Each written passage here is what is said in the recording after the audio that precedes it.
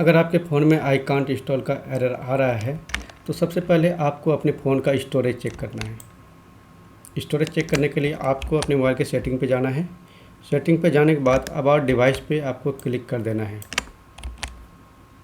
Click करने के बाद आप अपने फ़ोन का स्टोरेज यहाँ से चेक कर सकते हैं। अगर आपके फ़ोन में स्टोरेज अवेलेबल नहीं है, उसके बाद भी आप एप्लीकेशन इंस्टॉल करेंगे तो भी आपके फ़ोन में आई कांट इंस्टॉल का एरर आएगा। ठीक है, अगर आपके फ़ोन में स्टोरेज है फिर भी ये एरर आ रहा है तो इसको फिक्स करने के लिए आगे का प्रोसेस